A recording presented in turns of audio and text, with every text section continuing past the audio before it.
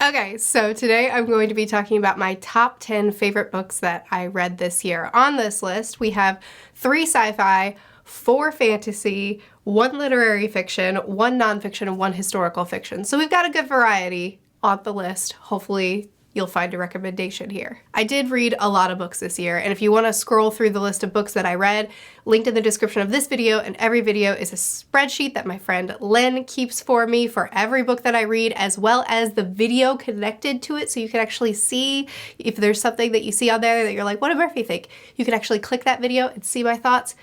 It's incredible. So do check that out if you want to look into my thoughts on some other books or see what I read this year.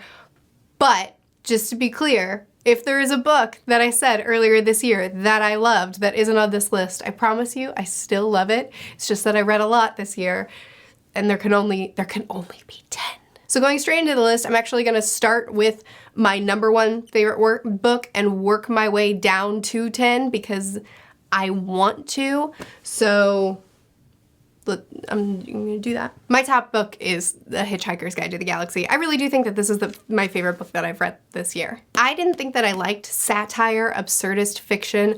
One Piece made me realize maybe I do, so I tried Hitchhikers, and it was the right decision for my life. The absolute nonsense and absurdity of this plot, yet it's focused and intentional nonsense where it still connects. It's intentional. The author isn't just throwing nonsense at the reader. There was thought put into every little bit, and the way one thing affects the next thing, which is just this very concentrated stream of ridiculousness, along with the way characters respond to the nonsense that's thrown at them.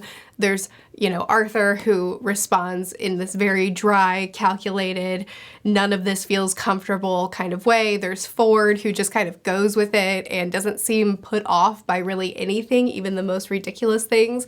There's people trying to kill him, and he'll have a chat with them about, like, how do you like your job? How do you enjoy being hired to murder me? Is the pay all right? You have the most ludicrous lines like, you're turning into a penguin, stop it. Or iconic scenes of nonsense that are still ingrained into just normal dialogue. Whenever YouTube changed the way it handles creators, and like now we have handles, which I still don't actually understand, and Murphy Napier for whatever reason was taken, even though I'm the only person that comes up when you search Murphy Napier under the name Murphy Napier, it was taken. So I became Murphy Napier 42 because of this book. I don't know.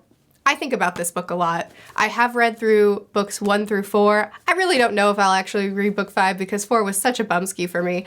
But books 1 through 3, man. I think it's my favorite. I think it's the best thing I read this year. The next 2, I don't know what order to put them in. Yes, I do. Memories of Ice. I think it is. I think it's Memories of Ice next. This is book 3 in the Malazan series, and I do have a dedicated review for this book on my second channel, which is where I do reading vlogs, weekly updates, reviews, in-depth discussions with other booktubers, all that fun stuff. So that's linked in the description of this video, and there is a dedicated video for this book over there. Malazan is a tricky series, and I understand why so many people are turned off by the way ERIKSON throws everything at you at once, and the way a lot of things just aren't explained, and really lofty concepts are left hanging for long periods of time, and you just have to hold everything with an open hand. I understand why that's a turnoff for a lot of people, and honestly, there's a lot of plot points, there's a lot of things that come up in this series that I read and say, I don't understand that, I'm just gonna be okay with that and keep reading.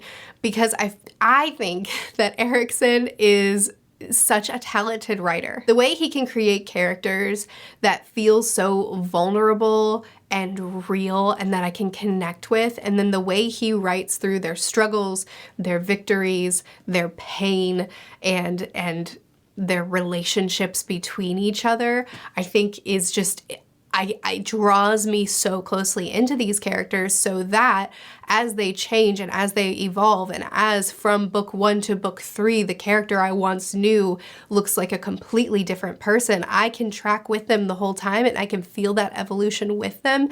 And it's just, it creates an emotional reaction out of me that most books aren't able to do. Along with that, ERIKSON writes humor to kind of offset a lot of the darker things that happen. His humor is phenomenal. He writes scenes of action that are so intense and thrilling and gripping and terrifying and difficult.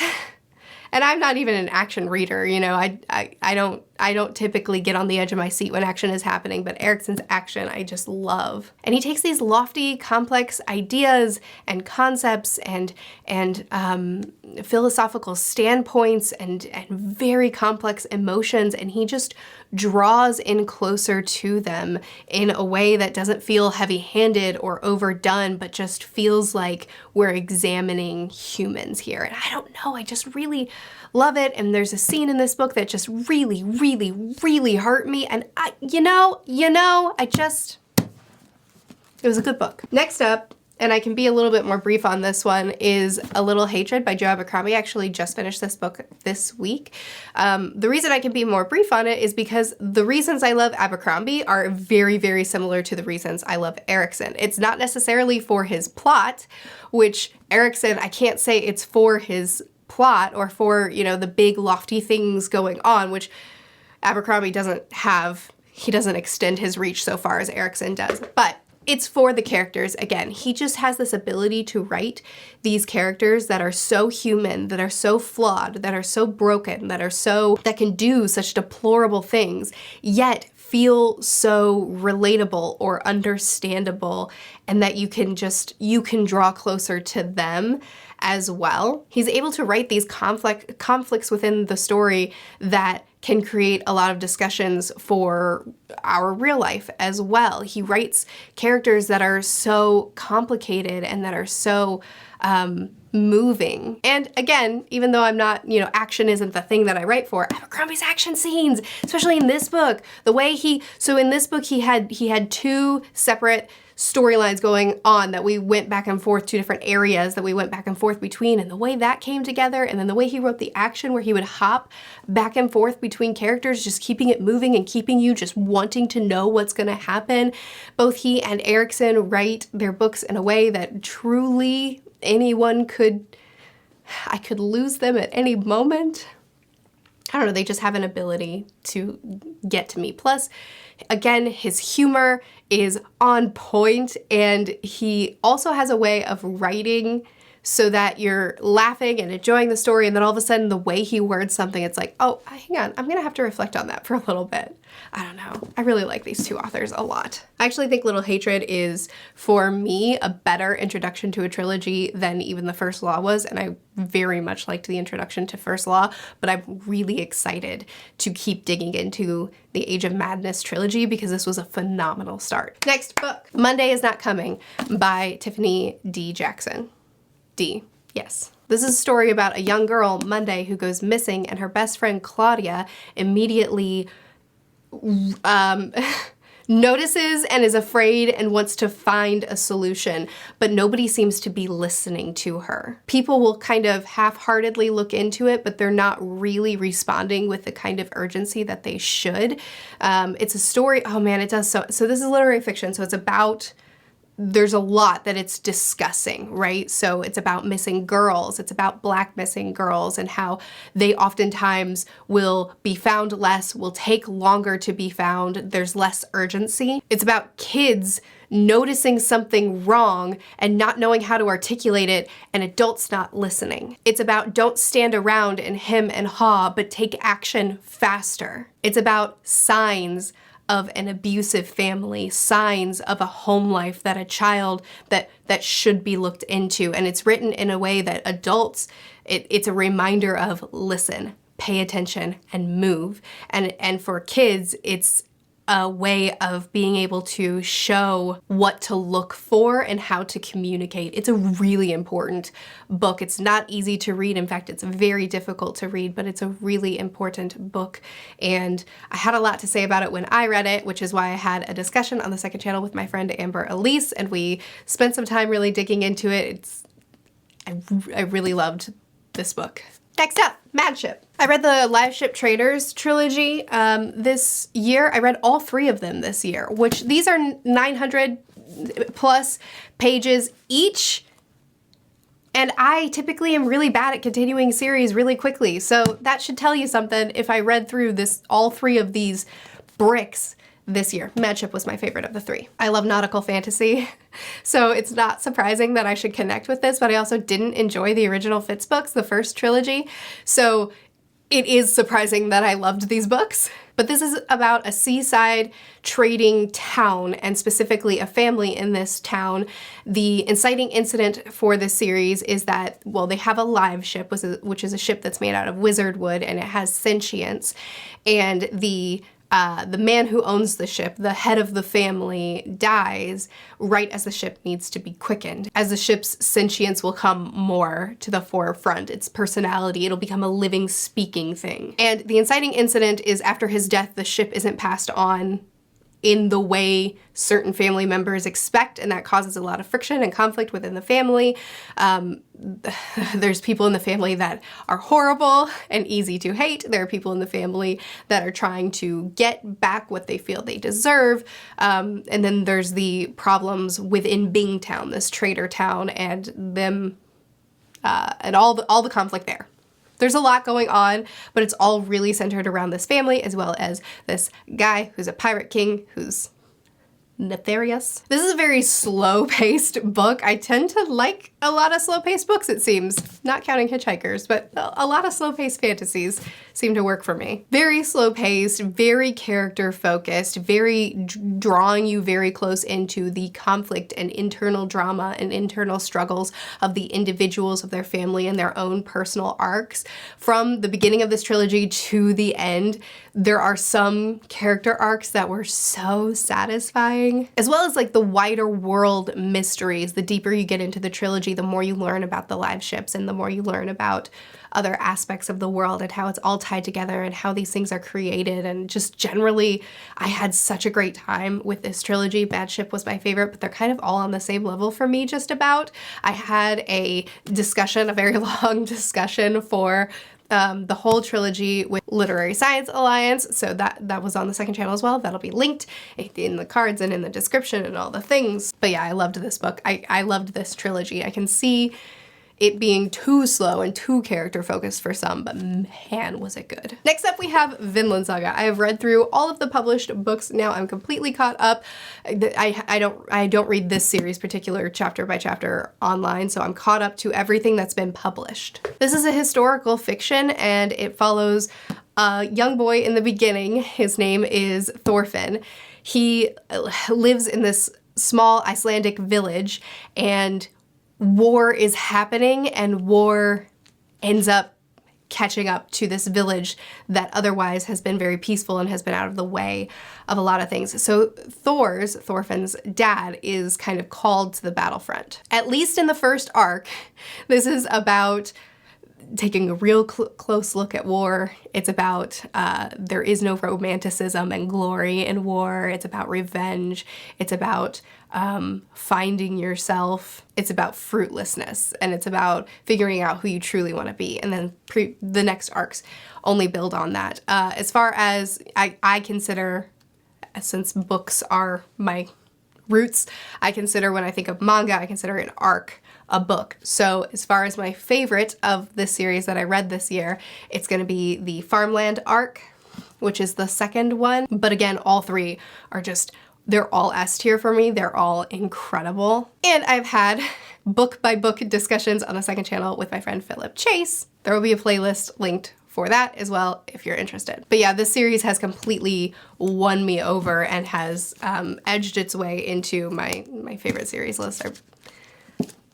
I've really loved this. Next up we have another manga series. There's 2 manga series on this list, so that was one, and then this is the other one. And it's Hunter x Hunter. This was supposed to be a light, fun kind of break from the intensity of One Piece, and instead I got even more intensity. It was light and fun in the beginning, but oh my goodness, does it go more. My favorite arc in this series that I read this year and overall is still the Chimera Ant arc. Again, it's a really close look at humanity and war and how it changes you, and family, community, and oh man, a lot of things actually.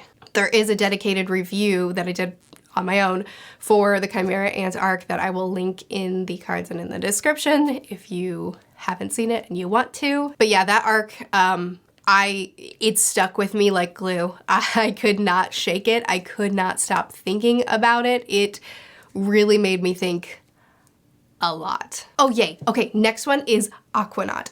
Maybe this should have been higher on the list because I really loved this book. Whatever. This is a nonfiction. This is about a real event, obviously, that happened in Thailand where these boys, I think 12 boys were, and their soccer coach, were trapped in a cave.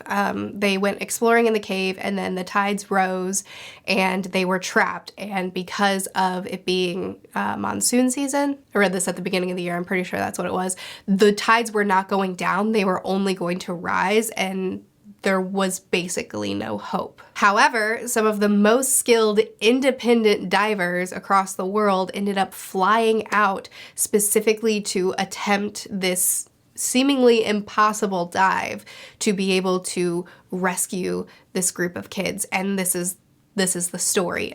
Corey and I originally watched The Rescue is what it was called, which is a documentary on this, and it was fantastic and we loved it. And of course, as a book nerd, my first reaction was somebody in this wrote a book, and I was right. Two of the main divers wrote books. So I picked one. I picked the cover I liked better and I read it, and it was fantastic. Actually, I listened to this one on audiobook, which means that my dad read it too because he listens to my audiobooks. He has access to my account, and this is his favorite book of the year. It's that story still, but it's also a closer look into the diver, into the headspace that he was in at the time, into a lot more details about what went into the decisions that were made and how proactive, how intentional and pushy the divers sometimes had to be in order to make sure that they could do what they needed to do to rescue these kids. It was fantastic. I think even if you didn't hear about this in the news cycle when it was happening, even if you don't have a vested interest in the story itself, maybe give it a go still, because I really loved this book. Next up we have Lady Trent. What? Am I a booktuber? Why do I keep not grabbing the book before I start talking? I read the Lady Trent books this year. I think if I remember, well, let me look at the spreadsheet so that I can just be sure. Book 3. Okay, so I read books 1 and 2 last year, and then I read books 3 through 5 this year. And of the 5 total, book 4 I think is my favorite, but book 5 could compete. The Lady Trent books, when I was saying what genres are on this list, I categorize this as sci-fi, but it's really sci-fi fantasy. It's both. This is set in a Victorian era. It has a very Jane Austen feel as far as the setting and the social commentary of it, but it is, so our main character, Lady Trent, Isabella, she is a naturalist and she studies dragons. Dragons are just a part of this world. They exist. They are either off in far lands or they're a menace to farmers trying to steal sheep. They're just a part of the world. They're not fantastical. They're here. And they haven't been widely or hardly at all studied, and Isabella is obsessed with them. She's fixated on them and she really wants to study them, but because of the time period, you know, women's rights aren't in fashion, so she doesn't get to and she has to fight really, really hard to be able to make a place in this field of study. So it's her story. It's a memoir written by an old lady who's looking back at her life and her accomplishments and speaking about them very bluntly, speaking about her successes and her mistakes and her insecurities and her fights and her bad attitudes at times, just very bluntly, because her notable works are already out there. You know about her, assumedly. So now she's telling her story, and I love it. I love her very dry look at her life. I love the relationships that she makes and the way they are solidified, and these people would do anything for one another. I love her personal growth as a woman and as a mother and as a scientist. I loved these books. Very slow, again. Very character focused, so if that's your thing, it sure is mine, but they're phenomenal. I will say at the beginning, dragons are almost more of a backdrop when we're trying to get her to the point that she can make her discoveries, but as the books go on, around book 3, we really start getting into the dragons, especially 4 and 5. Book 2 was just okay, but all the rest were excellent. Final book on the list is The Last Quintista, which is another sci-fi. This is a middle grade sci-fi. Excellent, excellent story. The Last Quintista follows a small group of people that are evacuated off of planet Earth right before it's going to be destroyed. So she's on this ship on her way to a new planet with these people to restart humanity, to rebuild whatever with the people that have been deemed worthy of being able to not die.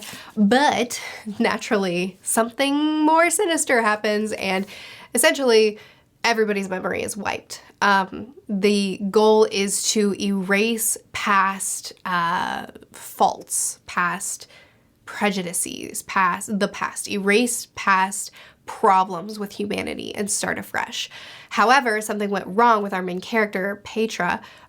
Something went wrong with her, and so with her procedure, and now she's the only one that still holds memories of Earth and still holds memories of their past. So she is the last Quintista, the last storyteller. Her grandmother was a Quintista. She was a storyteller. She remembered the stories of old and passed them down, and Petra always loved that. And now here she is, the last person that can be a storyteller, that can remember their history.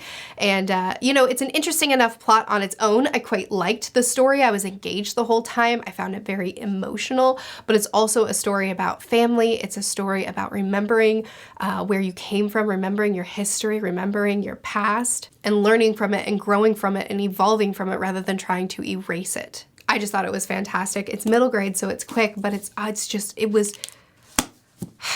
very emotional. It was very engaging.